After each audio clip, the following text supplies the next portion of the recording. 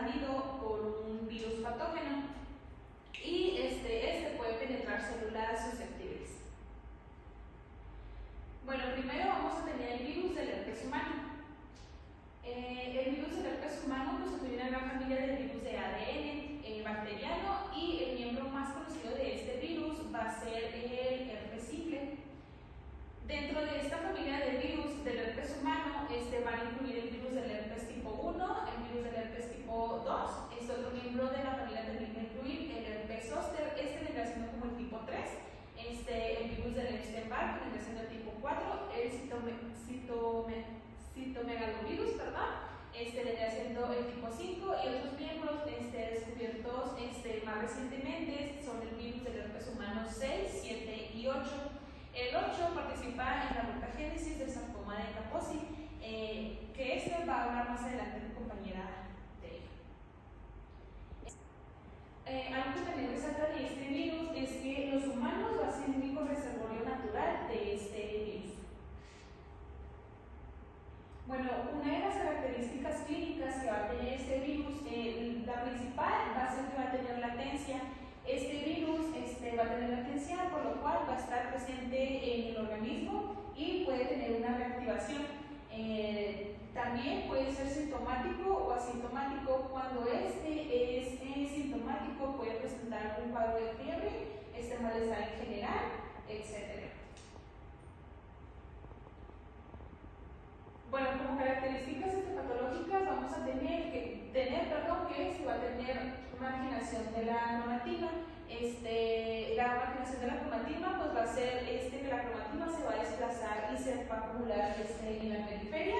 También va a haber multinucleación, que esta va a ser la presencia de múltiples núcleos en una sola célula grande, y también va a haber movimiento nuclear. Los núcleos dentro de la célula multinucleada van a empezar a comprimirse y moldearse unos con otros.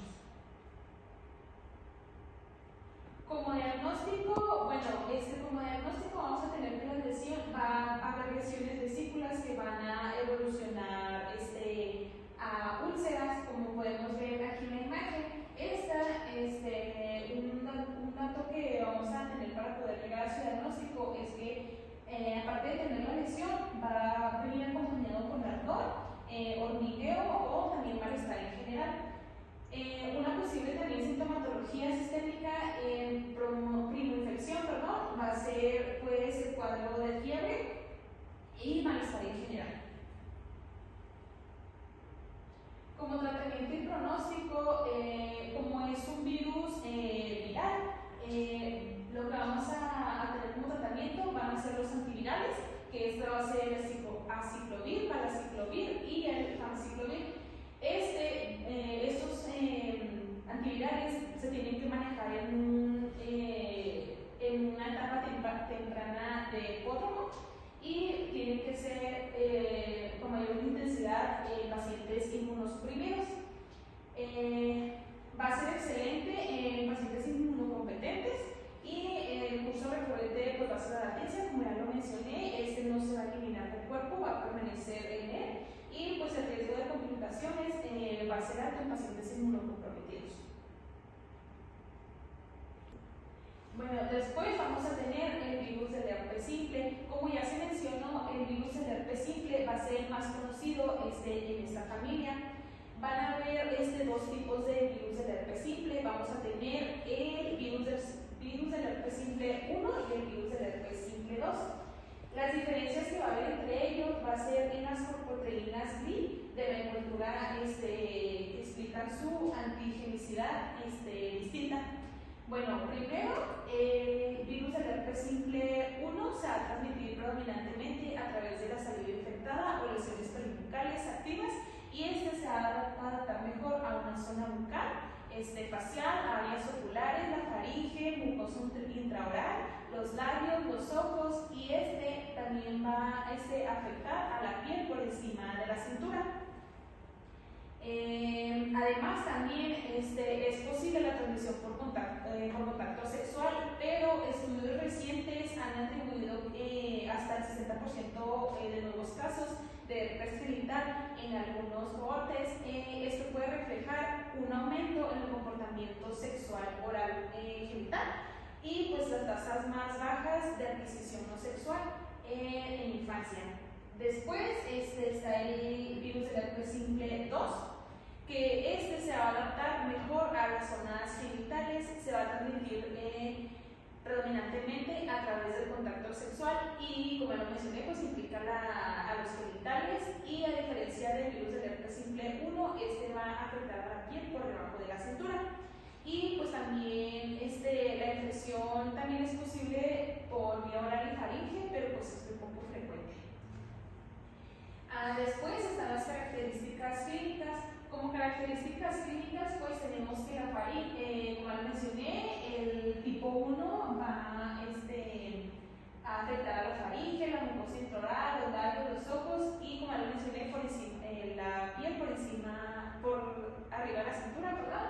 Y el tipo 2 se adapta, como ya lo mencioné también, a las zonas genitales y a la piel por debajo de la cintura. Otra característica clínica que tenemos va a ser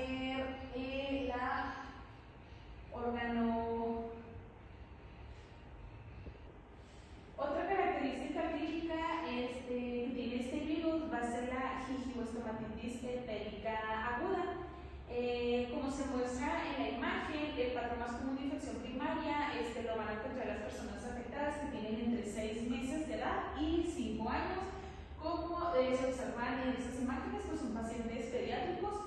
El inicio va a ser abrupto y a menudo va acompañado con linfadenopatía cervical anterior, escalofríos, fiebre, náuseas, anorexia, irritabilidad y pues también dolor en las lesiones que aparecen en la boca, como podemos ver en las imágenes. Aparece en lengua, también aparece en el paladar.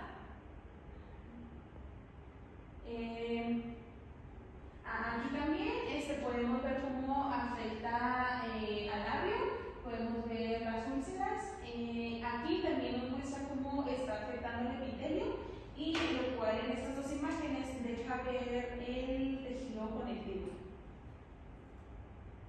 Bueno, como características histopatológicas, tenemos, como se muestra en la imagen, vamos a tener células epiteliales infectadas, y también vamos a tener aclaramiento y alargamiento nuclear, como podemos observar.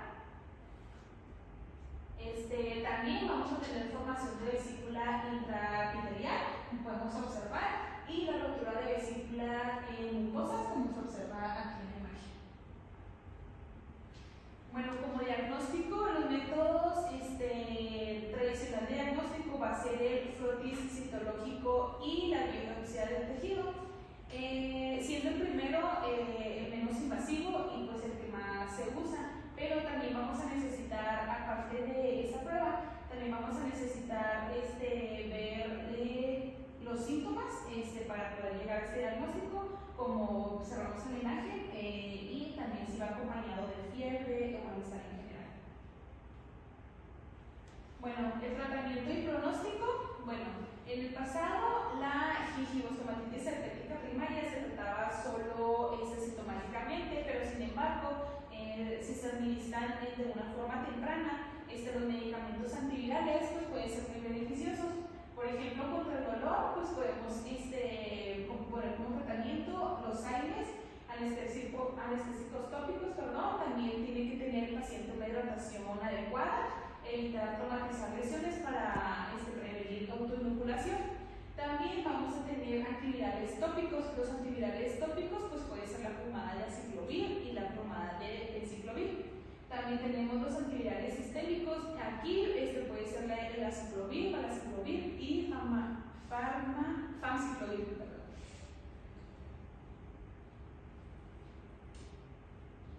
Bueno, como pronóstico, en pacientes inmunocompetentes pues tiene un excelente pronóstico. Las lesiones van a ser autolimitadas. En pacientes inmunocomprometidos pues el pronóstico va a ser más reservado y va a tener mayor carga viral y replicación persistente. Muy bien, entonces yo les voy a hablar de lo que es el herpes zóster. El herpes zóster básicamente es un miembro de la familia Herpes viridale, que viene de la abreviación BZV, que significa varicela zoster virus, y es causado por la activación o la reactivación básicamente del virus de la viruela. La única diferencia que se comparte con el virus del herpes simple es que este sí tiene reactivación a diferencia de del otro problema. Y este realmente es muy común, ya que en un año se registran alrededor de 1 millón de casos de Estados Unidos y le pasa a 1 de cada 3 individuos. Clínicamente pues es muy evidente en las áreas de la piel. Realmente la incidencia es muy baja entre los jóvenes, pero ya en adultos mayores de 50 años es muy común. También se sabe que es muy contagioso, ya sea por saliva o por orina, y además también es más frecuente en mujeres. Y el periodo de incubación es de 3 a 4 días y hay que reservar sobre pustulosas y úlceras compuestas, como podemos observar aquí. Están un poquito blancas, pero pues ya es donde se están cambiando. Hay ciertos factores predisponentes, como les comentaba, que también están las personas que están en inmunosupresores por infección por VIH, las que tienen tratamientos con drogas citotóxicas o inmunosupresoras, la radiación, enfermedades malignas, vejez, el abuso de alcohol y pues el estrés. En este tipo de personas es un poquito más grave el herpes y hay un mayor riesgo de complicaciones. Esta enfermedad se divide en 2 fases: la prodrómica, que es la primera. En esta hay presencia de dolor, parestesias o hiperalgesia en dermatoma días antes de lo que es la fase eruptiva, y ya la segunda fase sería la fase eruptiva. En esta las lesiones vesiculares se agrupan sobre una base eritematosa, como lo que vemos en la imagen pasada, y este tiene un periodo de evolución de la lesión empieza como una mácula, se transforma en una pápula, después en una vesícula, después en una pústula úlcera y ya finalmente en una costra que dura de 7 a 10 días. En lo que es cerebral, las lesiones se manifiestan como vesículas o pústulas de 1 a 4 milímetros, o sea, realmente son tan grandes, que se rompen para formar lesiones superficiales en mucosa inervada por la rama focal trigémino y se pueden aparecer lo que es el paladar, la encía o la mucosa yugal. Y una característica que tiene es que se respeta la línea media. Las lesiones no pasan de la línea media y eso es una característica para diferenciarlo de otro tipo de infecciones bacterianas. Muy bien. De las características histopatológicas tenemos que estas lesiones como tal tienen acantolisis, que es una pérdida de cohesión entre queratinocitos, la degeneración valorizante también, que son queratinocitos con citoplasma muy edematoso, y que tienen un esqueleto hinchado con una membrana celular pues distendida. Vaya. Hay formación también de vesículas intraepiteliales, que pues esto pasa a medida que las células se destruyen y se forman pérdidas llenas de fluido. Y también tienen células multinucleares. Esto quiere decir que, pues, que hay fusión de queratinocitos infectados y que hay núcleos múltiples dentro del mismo citoplasma. Bueno, realmente el diagnóstico pues, no es tan complicado, ya que puede ser incluso con la misma presentación clínica. En ciertos casos típicos pues, se hacen pruebas de laboratorio para confirmar. Se puede hacer un cultivo viral, citológico, o técnicas mononucleares.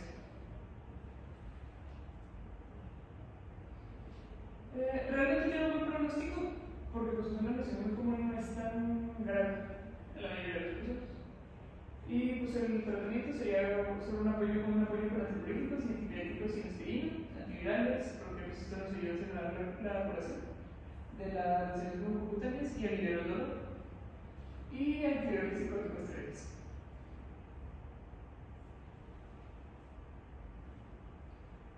Muy bien. Y ahora vamos a hablar de hepatitis, o también conocido como papeles.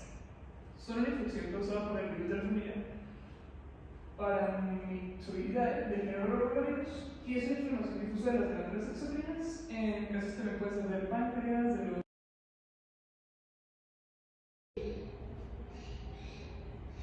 entonces, hay ciertos hallazgos inespecíficos que suelen ir seguidos a los pocos días de cambios importantes en las glándulas salivales. Las glándulas parénteas se ven afectadas con mayor frecuencia, pero también se pueden ver afectadas las glándulas submandibular y la submaxilar. Estas se desarrollan ciertas molestias e hinchazón en los tejidos que rodean la mitad inferior del oreja externa y se extienden a lo largo del borde posterior inferior de lo que es la mandíbula adyacente. El agrandamiento de dolor suele alcanzar un punto máximo luego de 2 o 3 días, y una cosa es que hay movimientos de masticación o de los consumos de alimentos light que estimulan la saliva y tienden a aumentar el dolor. Y el segundo riesgo es la epididimotitis, que ocurre en aproximadamente el 25% de los varones y pues es que el testículo presentan rabia con dolor y sensibilidad significativos. Y bueno, lo que tenemos es que la manifestación oral más frecuente es el enriquecimiento y el agregamiento de la abertura de los conductos de los miembros inferiores, el de Wharton y el esteno, además de que pues, la afectación de las glándulas puede provocar un engrandamiento bilateral del suelo de la boca. Bueno, y como características histopatológicas, tenemos que hay un mayor aumento o hay una mayor cantidad de linfocitos, hay una separación de estructuras, no hay muchos neutrófilos como tal, y los conductos pueden mostrar degeneración y fibrilar leve. También es que la luz puede estar algo dilatada por restos celulares, no hay suficientes neutrófilos abundantes, ni inflamación de abscesos, y pues esto es característico para diferenciar la progresión y infección bacteriana. Para el diagnóstico, pues tenemos la presentación clínica, ya cuando hay una inflamación muy severa, pues es muy evidente en el paciente. Pero pues también hay ciertos casos aislados en los que se pueden hacer pruebas serológicas en busca de un aumento de IgG o de IgM específico de la hepatitis. Y ya lo que es con el tratamiento, pues la mortalidad asociada es muy rara en esto y tiene un pronóstico muy bueno así. Se trata con analgésicos y antipiréticos sin aspirina. Pues, se recomienda reposo y evitar alimentos y bebidas ácidas y pues vacunas para eso.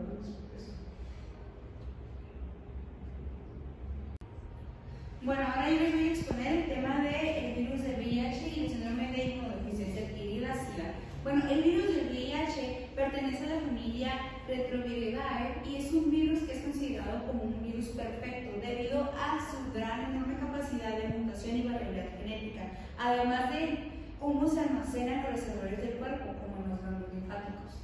Puede ser transmitido por diversas formas, ya sea por heridas abiertas y contacto directo, por canal de parto, por lactancia, por relaciones sin un preservativo de barrera y con instrumentos punzocortantes o con puntas activas.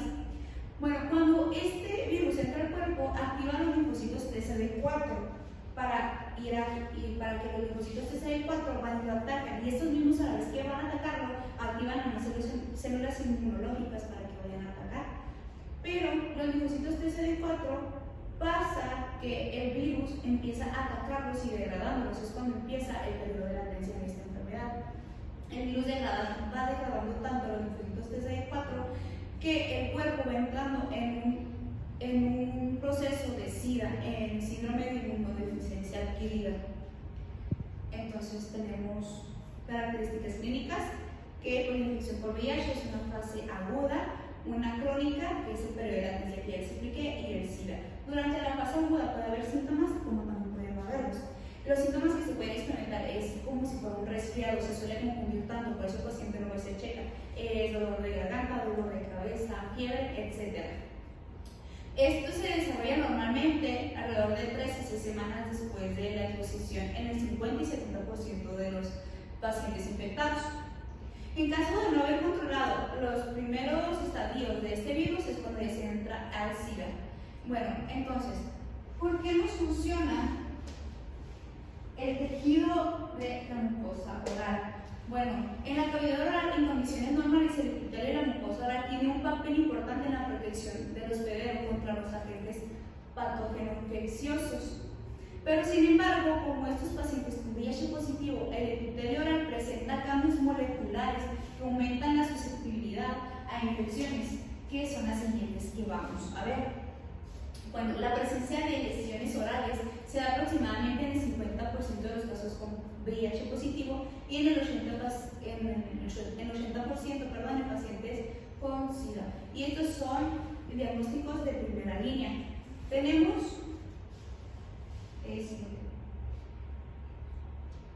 las candidiasis. Tenemos dos tipos de candidiasis en estos pacientes. La pseudomembranosa, que estas son placas blancas amarillentas de consistencia blanca o gelatinosa, que estas pueden ser removidas con una gasa. Al ser raspadas o desprendidas, fácilmente dejan una zona eritematosa, erosionada o algunas veces ulcerada, pero normalmente esto no ocasiona ningún dolor. Las lesiones se pueden localizar en la mucosa bucal, en la lengua, en la mucosa yugal, es decir, en las mejillas, en paladar duro y blando. El diagnóstico usualmente se basa en hallazgos clínicos para poder diferenciar sobre pseudomembranosa e eritematosa.